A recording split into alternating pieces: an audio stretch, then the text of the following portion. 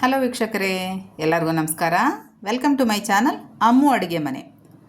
ಇವತ್ತು ನಾನು ಮತ್ತೊಂದು ರುಚಿಕರವಾದ ರೆಸಿಪಿಯೊಂದಿಗೆ, ಚಿಕನ್ ರೆಸಿಪಿಯೊಂದಿಗೆ ನಿಮ್ಮ ಮುಂದೆ ಬಂದಿದ್ದೀನಿ ವೀಕ್ಷಕರೇ.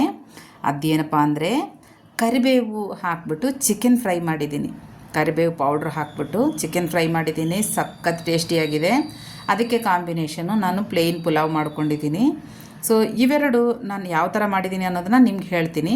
ಇಷ್ಟ ಆದರೆ ನೀವು ಒಂದು ಸಲ ಈ ಥರ ಪ್ರಿಪೇರ್ ಮಾಡಿಕೊಂಡು ಹೇಗಿದೆ ಅನ್ನೋದನ್ನು ನನಗೆ ಕಮೆಂಟ್ ಮಾಡಿ. ಇದು ಮಾತ್ರ ನನಗಂತೂ ಈ ಥರ ಚಿಕನ್ ಫ್ರೈ ಐಟಮ್ ತುಂಬಾ ಇಷ್ಟ. ನಾನು ಯಾವುದೇ ಫ್ರೈ ಅದು ಮಾಡಲಿ ತುಂಬಾ ಇಷ್ಟಪಟ್ಟು ತಿಂತಾರೆ ನಮ್ಮ ಮನೇಲಂತೂ ಎಲ್ಲರೂ. ಸೊ ನಿಮಗೂ ಇಷ್ಟ ಆಗುತ್ತೆ ಅಂತ ನಾನು ಅಂದ್ಕೊಳ್ತಿದ್ದೀನಿ. ಎಲ್ಲ ಚಿಕನ್ ಫ್ರೈ ರೆಡಿ ಆದಮೇಲೆ ನಾವು ಅದಕ್ಕೆ ಈ ಥರ ನಿಂಬೆಹಣ್ಣು ಹಿಂಡ್ಕೊಂಡು ಪಕ್ಕದಲ್ಲಿ ಒಂದು ಈರುಳ್ಳಿ ಇಟ್ಕೊಂಡು ತಿಂತಾಯಿದ್ರೆ ಅಬ್ಬಬ್ಬಬ್ಬ ಅದರ ಟೇಸ್ಟೇ ಬೇರೆ. ಸೊ ಈ ರೆಸಿಪಿ ಹೇಗೆ ಮಾಡ್ಕೋಬೇಕು ಅಂತ ನಿಮಗೆ ವಿವರಿಸ್ಬಿಡ್ತೀನಿ. ಬನ್ನಿ ಹೋಗೋಣ.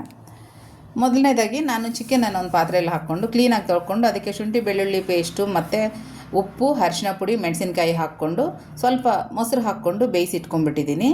ಈಗ ಒಂದು ಬಾಣಲೆಗೆ ಎಣ್ಣೆ ಹಾಕ್ಕೊಂಡು ಅದರಲ್ಲಿ ಒಂದು ಹಿಡಿ ತುಂಬ ಕರಿಬೇವು ಹಾಕಿ ಕರಿಬೇವನ್ನು ಡೀಪ್ ಫ್ರೈ ಮಾಡ್ಕೋಬೇಕು. ಸೊ ಡೀಪ್ ಫ್ರೈ ಮಾಡಿಕೊಂಡು ಇದನ್ನು ಆಯಿಲ್ ಬರಲಾರ್ದ ಹಾಗೆ ಸಪ್ರೇಟಾಗಿ ಕರಿಬೇವು ಎತ್ಕೊಂಡು ಸೈಡ್ಗೆ ಇಟ್ಕೊಂಬಿಡಿ. ಅದನ್ನು ತಣ್ಣಗಾಗೋಕ್ಕೆ ಬಿಡಬೇಕು. ಕರಿಬೇವೆಲ್ಲ ನೀಟಾಗಿ ಡೀಪ್ ಫ್ರೈ ಮಾಡಬೇಕು. ಹಸಿ ಅನ್ನೋದು ಇರಬಾರ್ದು. ಅದು ಮುಟ್ಟಿದರೆ ನಮಗೆ ಪುಡಿ ಆಗಿಬಿಡ್ಬೇಕು, ಆ ಥರ ಆಗಬೇಕು. ಸೊ ನೆಕ್ಸ್ಟು ಇದೇ ಎಣ್ಣೆಯಲ್ಲಿ ನಾವು ಚಿಕನ್ ಬೇಯಿಸಿಟ್ಕೊಂಡಿದ್ವಲ್ಲ ಅದನ್ನು ಬಜ್ಜಿ ಫ್ರೈ ಮಾಡಿರೋ ಥರ ಮಾಡ್ಕೋಬೇಕು. ನೀಟಾಗಿ ಡೀಪ್ ಫ್ರೈ ಮಾಡ್ಕೊಂಬಿಡ್ಬೇಕು. ಮೇಲೆ ಕಲರ್ ಚೇಂಜ್ ಆಗಬೇಕು ಮತ್ತು ಪೀಸ್ ಗಟ್ಟಿ ಆಗಬಾರ್ದು. ಸೊ ಈಗ ನಾವು ಒಂದು 5-6-7-8 ಬ್ಯಾಡಿಗೆ ಮೆಣಸಿನ್ಕಾಯಿನ ಈ ಕರಿಬೇವಿನ ಮೇಲೆ ಹಾಕಿಟ್ಕೊಳ್ಳೋಣ. ಸ್ವಲ್ಪ ಬಿಸಿ ಆಗುತ್ತೆ. ಸೊ ಮಿಕ್ಸಿಗೆ ಹಾಕ್ಕೊಂಡಾಗ ಪೌಡ್ರ್ ಚೆನ್ನಾಗಾಗುತ್ತೆ. ಈ ಥರ ಚಿಕನ್ ಎಲ್ಲ ಫ್ರೈ ಮಾಡಿಕೊಂಡು ಕಂಪ್ಲೀಟ್ ಎಲ್ಲ ಚಿಕನ್ನು ಫ್ರೈ ಮಾಡಿಕೊಂಡು ಒಂದು ಪ್ಲೇಟಲ್ಲಾದರೆ ತೆಗೆದಿಟ್ಕೊಂಡ್ಬಿಡೋಣ. ನೆಕ್ಸ್ಟ್ ಇದಕ್ಕೆ ಒಂದು ಮಸಾಲೆ ರೆಡಿ ಮಾಡ್ಕೊಳ್ಳೋಣ.